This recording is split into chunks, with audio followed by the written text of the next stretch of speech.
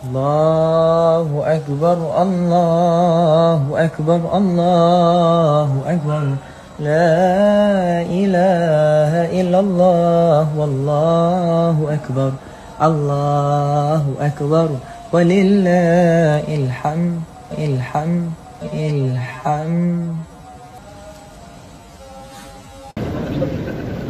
Di hari Idul Adha ini, saya ingin minta maaf kepada seluruh habaib yang ada di dunia, terkhusus yang tahu saya dan membenci saya. Mohon maaf apapun alasan kalian. Untuk kami orang-orang Indonesia wajib ikut kalian, ya, wajib ikut Al-Quran. Tanpa ikut Habib maka sesat. Ente ngikuti Al-Quran tapi nggak ngikuti habaib, keluarga Nabi SAW, Ahlul Bait Nabi, ente juga sesat. Hati-hati. Kalau sudah mulai ada bughut, berarti kamu sudah meninggalkan satu daripada taqolain, dan kamu akan sesat, pasti. Pasti akan sesat. Habibnya saja baca walillahil hamd, apakah itu benar menurut kalian? Dan tidak berhenti sampai di situ. Ketika membaca Al-Quran pun, Habib-Habib muda ini belepotan, teman-teman. Ketika membaca tabbat yaba abi lahabi wa tab itu. A'udzubillahi minasyaitonirrajim. A'udzubillahi minasyaitonirrajim. Tabbat yaba abil habib. Tabbat yaba abil habib. Kita ini girang, kudu girang. Kita ini berada di bulan kelahirannya baginda Maulana Muhammad. Diperintahin sama Allah buat apa? Buat kita. Makanya kita guru kita Habib Hasan ngadain tiap hari majlis buat apa? Kita lihat tuh Abu Jahal. Yang udah dikatain sama Allah, tabbat ya babil habib. Udah jelas celaka. Tapi hadirin, ini Abu Jahal. Abu Lahab, bukan Abu Jahal. Oh, kacau. Ya Allah, ikut Al-Quran tapi tidak ikut habaib maka sesat. Kamu kera-kera bersorban, kau yang monyet. Kamu Ustadz Jahannam, lu yang monyet. Kamu Kiai Bangsa, kau yang monyet. Goblok, monyet, kurang ajar. Goblok, monyet, kurang ajar. Otaknya jadi goblok. Monyet, teriak monyet. Anjir. Siapa yang sesat sebenarnya, wahai Habib? Ya Allah, saya ingin meminta maaf kepada seluruh habaib bahwa saya tidak ingin ikut Habib. Saya tidak ingin ikut habaib, apalagi Habib-Habib seperti ini. Ya, karena ulama bukan cuma dari kalangan Habib. Pokoknya kalau ikut Habib, saya ikut surga kan itu. Ya. Si Habib itu ketika mati muka nakir aja nggak berani tanya. Habib si Fulan itu pernah mi'raj 70 kali katanya mi'raj. Sholatmu seberapapun banyaknya setiap hari, tapi kalau tidak mendoakan Habib, maka itu tidak akan diterima. Saya tidak perlu menjadi seorang ahli agama untuk mengatakan ini omong kosong. Iya. Ya, tadi kembali dalam sejarah. Dalam sejarah tadi. Tidak ada ulama besar dari Habib. Nggak ada. Hanafi, Bukhari, Muslim, Abu Dawud, Tirmidzi, Nasa'i, Ibnu Majah, Daraqutni, Ghazali, Haromen, Bakilani, Ar-Razi, Sanusi, Ad-Dimyati, Asyuyuti, Ad-Dasuki, Ad-Manhuri, Said Badawi, Asyadili. Itu ulama besar nih. Yang saya sebut ulama besar ini. Yang saya sebut ini. Satu pun nggak ada yang Habib. Tapi kalau pendongeng dari klan Ba'alawi membludak. Ada yang mendongeng begini. Sayyidul Imam Fakih Muqaddam di dalam manaqib sejarah hidup beliau diceritakan. Beliau pernah mi'raj, saudara-saudara. Beliau dengan Allah dalam satu hari 70 kali, saudara-saudara. Ada yang mendongeng begitu. Penduduk kota Tarim itu adalah contoh dan kiblat bagi orang yang beribadah dan ingin mujahadah sama Allah. Contoh, lihat wanita kota Tarim. Ada yang mendongeng seperti ini. Man Rabbuka? Apa jawabannya?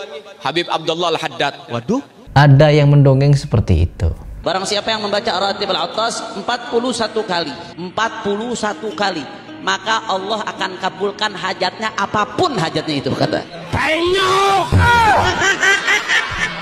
Bermacam-macam dongeng, banyak malah di antara kalian. Sedikit yang membahas fikih, membahas akidah, membahas tauhid, dikit. Dan itu pun tauhidnya ya kalian bisa tahu sendiri lah. Akidah-akidah yang kita pelajari dari habaib ya pasti akidahnya yang seperti itu. Dan apabila kita membahas tentang habaib, Di Indonesia ini diyakini bahwa yang menjadi pelopor berdirinya NU katanya diakui oleh habaib. Pelopor yang menyebarkan ajaran Islam terkhusus di era-era sekarang ini adalah habaib. Sampai-sampai sekali lagi ya, saya mohon maaf kepada seluruh habaib, apalagi kepada para pengikutnya habaib. Ada yang meminta saya untuk membahas salah satu video yang dimana seorang wari ini memimpin ritual ibadah tahlilan. Ya Allah, seorang wari teman-teman. Dan wari ini juga memiliki suami. Dan anehnya bagi ajaran NU, orang seperti ini dianggap nyai atau kiai, orang yang paham agama. Na'udzubillah min dzalik. Banyak sekali kenyelenehan, keanehan, kesesatan yang kita bisa saksikan dengan mata telanjang kita. Nggak perlu jadi wali. Kalau jadi wali malah tambah aneh nyeleneh nanti. Melihat beberapa keanehan, kenyelenehan, kesesatan itu sangat banyak. Ada wari dijadikan nyai, memimpin tahlilan, memimpin ceramah dan lain sebagainya, mengaku NU dan diakui NU. Ada orang stres, orang ODGJ seperti Mama Gufron. Mama Gufron diangkat menjadi pembina NU. Ada wali Majedub, beberapa wali Majedub ini nih foto-fotonya. Ada di agama NU juga. NU jadi agama, tidak NU neraka. NU niku nek cara kula mboten mung organisasi keagamaan kemasyarakatan. NU niku wis agama. Ora NU neraka. Doktrin-doktrin NU ini sangat-sangat banyak nyelenehnya teman-teman. Yang dimana oknum-oknumnya beragam cara, beragam metode, beragam jenis yang mengajarkan beberapa keanehan dan kenyelenehan. Asal kalian tahu, oknum yang satu ngajak orang perempuan laki-laki majelisan bareng-bareng rame-rame joget. Kalau ini sulit Anda pahami karena pemahaman Anda sangat terbatas tentang syariat Nabi Shallallahu Alaihi Wasallam, Anda perlu tanya. Jangan Anda langsung memvonis orang-orang saleh. Anda akan malu dan Anda dicap sebagai orang yang kurang ajar sama aulia. Oknum yang satu lagi ngajak DJ-an. Oknum yang satu lagi begini begitu. Banyak sekali oknum-oknumnya.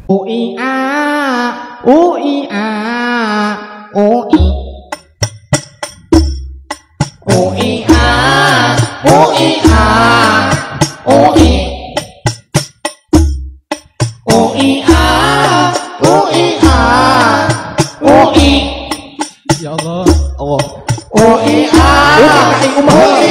semoga semakin berjaya. Bret.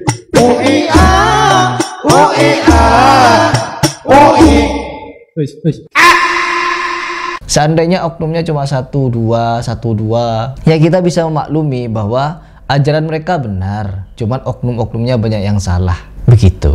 Tapi apa yang kita saksikan bersama teman-teman?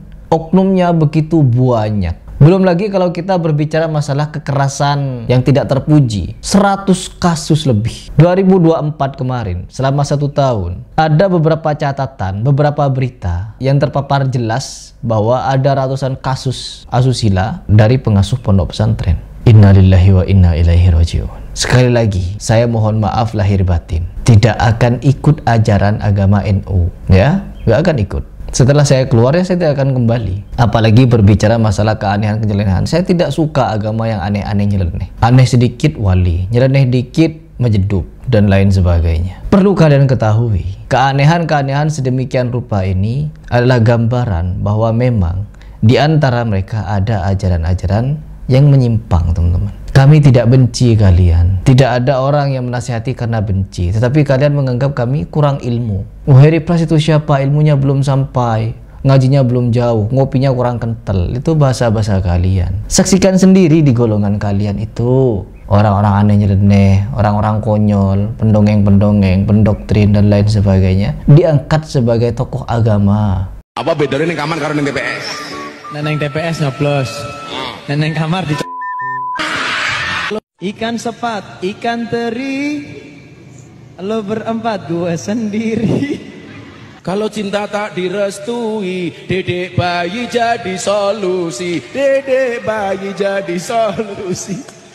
Itulah mereka. Dan sekarang antara mereka dengan para habaib ya cakar-cakaran. Ya memang di dunia ini tidak akan ada yang namanya perdamaian. Semuanya akan berkonflik, entah konflik sosial, konflik agama, konflik kekuasaan, konflik, semuanya akan ada konflik. Karena itulah fungsi dari siang dan malam. Akan selalu ada pertentangan dan kita akan berdiri di atas satu frekuensi yang sama. Kalau frekuensi kita sudah sama, ya kita akan berjalan di situ bersama-sama dengan orang yang sefrekuensi. Tapi kalau frekuensinya dengan orang ODGJ, wali-wali majedub, dengan walillah ilham tadi, tabat yaba dan lain sebagainya, dongeng doktrin, ya mereka akan selamanya akan seperti itu. Halu, konyol, kata-kata kasar, kotor, jorok dan lain sebagainya. Ya seperti itulah gambaran dari orang-orang yang sudah mencapai tingkatan wali. Disuruh masuk surga dia nggak mau.